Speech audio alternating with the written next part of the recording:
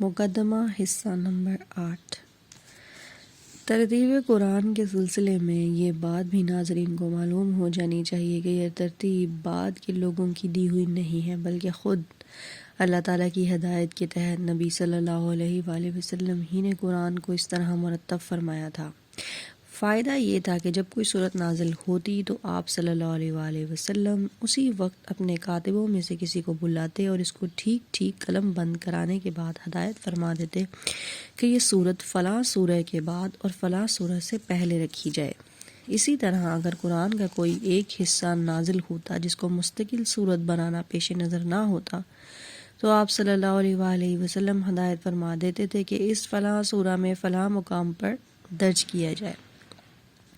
پھر اسی ترتیب سے آپ صلی اللہ علیہ وآلہ وسلم خود بھی نماز میں اور دوسرے مواقع پر قرآن مجید کی تلاوت فرماتے تھے، اور اسی ترتیب کے مطابق صحابہ کرام بھی اس کو یاد کرتے تھے۔ لہٰذا یہ ایک ثابت شدہ تاریخی حقیقت ہے کہ قرآن مجید کا نزول جس روز مکمل ہوا اسی روز اس کی ترتیب بھی مکمل ہوئی۔ جو اس کا نازل کرنے والا تھا وہی اس کا مرتب کرنے والا بھی تھا۔ جس کے قلب پر وہ نازل کیا گیا اسی کے ہاتھوں سے مرتب بھی کرا دیا گیا، کسی دوسرے کی مجال نہ تھی کہ اس میں مداخلت کرتا۔ چونکہ نماز ابتدا ہی سے مسلمانوں پر فرض تھی، واضح رہے کہ 5 وقتہ نماز تو بعثت کے کئی سال بعد فرض ہوئی، لیکن نماز بجائے خود اول روز ہی سے فرض تھی۔ اسلام کی کوئی ساعت کبھی ایسی نہیں گزری ہے جس میں نماز فرض نہ ہو، اور تلاوت قرآن کو نماز کا ایک ضروری جز قرار دیا گیا تھا۔ اس لیے نزول قرآن کے ساتھ ہی مسلمانوں میں حفظ قرآن کا سلسلہ جاری ہو گیا، اور جیسے جیسے قرآن اترتا گیا مسلمان اس کو یاد بھی کرتے چلے گئے۔ اس طرح قرآن کی حفاظت کا انحصار صرف کھجور کے ان پتوں اور ہڈی اور جھلی کے ان ٹکڑوں ہی پر نہ تھا جن پر نبی صلی اللہ علیہ وآلہ وسلم اپنے کاتبوں سے اس کو قلم بند کرایا کرتے تھے، بلکہ وہ اترتے ہی بیسیوں، پھر سینکڑوں، پھر ہزاروں، پھر لاکھوں دلوں پر نقش ہو جاتا تھا، اور کسی شیطان کے لیے اس کا امکان ہی نہ تھا کہ اس میں ایک لفظ کا بھی رد و بدل کر سکے۔ نبی صلی اللہ علیہ وآلہ وسلم کی وفات کے بعد جب عرب میں ارتداد کا طوفان اٹھا اور اس کے فرق کرنے کے لیے صحابہ کرام کو سخت خون ریز لڑائیاں لڑنی پڑیں، تو ان مارکوں میں ایسے صحابہ کی ایک کثیر تعداد شہید ہو گئی جن کو پورا قرآن حفظ تھا۔ اس سے حضرت عمر کو خیال پیدا ہوا کہ قرآن کی حفاظت کے معاملے میں صرف ایک ہی ذریعے پر اعتماد کر لینا مناسب نہیں ہے، بلکہ الواح قلب کے ساتھ ساتھ صفات کرتاس پر بھی اس کو محفوظ کرنے کا انتظام کر لینا چاہیے۔ چنانچہ اس کام کی ضرورت انہوں نے حضرت ابوبکر پر واضح کی، اور انہوں نے کچھ تعامل کے بعد اس سے اتفاق کر کے حضرت زید بن ثابت انصاری کو، جو نبی صلی اللہ علیہ وآلہ وسلم کے کاتب یعنی سیکریٹری رہ چکے تھے، اس خدمت پر مامور فرمایا۔ قاعدہ یہ مقرر کیا گیا کہ ایک طرف تو وہ تمام لکھے ہوئے اجزاء فراہم کر لیے جائیں جو نبی صلی اللہ علیہ وآلہ وسلم نے چھوڑے ہیں،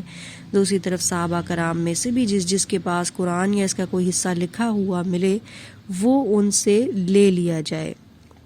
معتبر روایات سے معلوم ہوا ہے کہ حضور صلی اللہ علیہ وآلہ وسلم کی زندگی میں متعدد صحابہ نے قرآن کو یا اس کے مختلف اجزاء کو اپنے پاس قلم بند کر کے چھوڑا تھا۔ چنانچہ اس سلسلے میں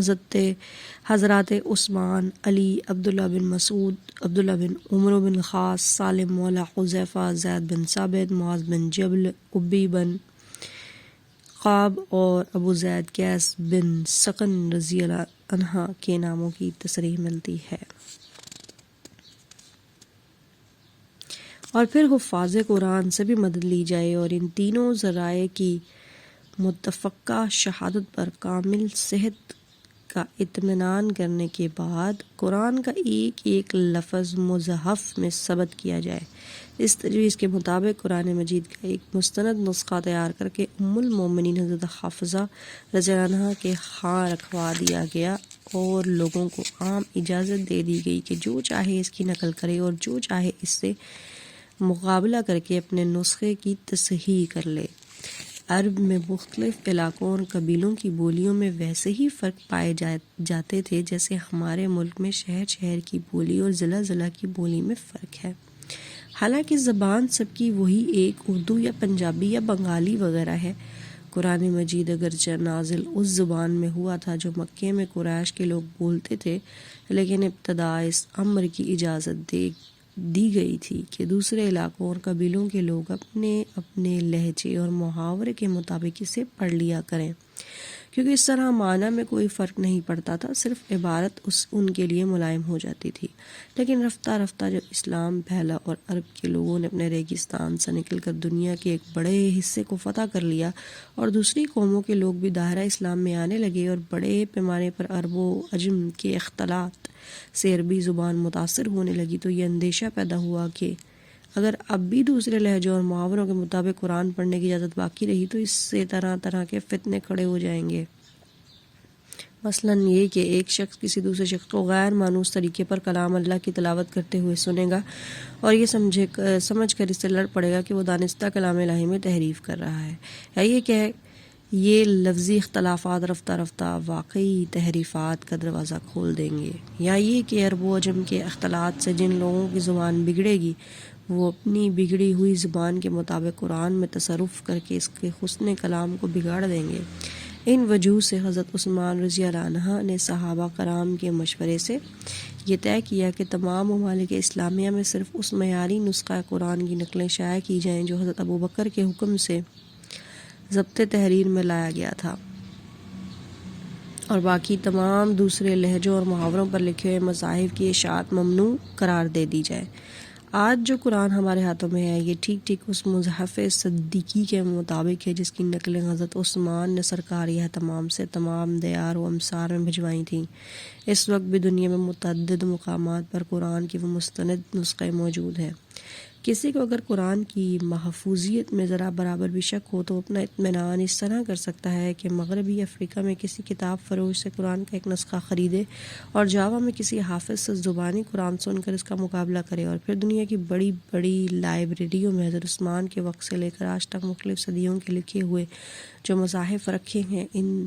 سے اس کا تقابل کر لے۔ اگر کسی حرف یا شوشے کا فرق وہ پائے تو اس کا فرض ہے کہ دنیا کو اس سب سے بڑے تاریخی انکشاف سے ضرور مطلع کرے۔ کوئی شک نواز قرآن کے منزل من اللہ ہونے میں شک کرنا چاہے تو کر سکتا ہے، لیکن یہ بات کہ جو قرآن ہمارے ہاتھ میں ہے یہ بلا کسی کمی پیشی کے ٹھیک وہی قرآن ہے جو محمد رسول اللہ صلی اللہ علیہ وآلہ وسلم نے دنیا کے سامنے پیش کیا تھا۔ یہ تو ایک ایسی تاریخ حقیقت ہے جس میں کسی شک کی گنجائش ہی نہیں ہے۔ انسانی تاریخ میں کوئی دوسری چیز ایسی نہیں پائی جاتی جو اس قدر قطعی ثبوت ہو۔ اگر کوئی شخص اس کی صحت میں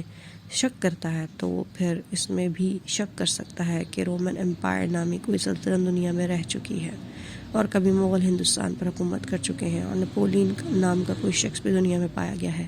ایسے تاریخی حقائق پر شکوک کا اظہار کرنا علم کا نہیں جہالت کا ثبوت ہے۔ حصہ نمبر 8 کا اختتام ہوتا ہے۔ حصہ نمبر 9 اگلی آڈیو میں پیش کیا جائے گا۔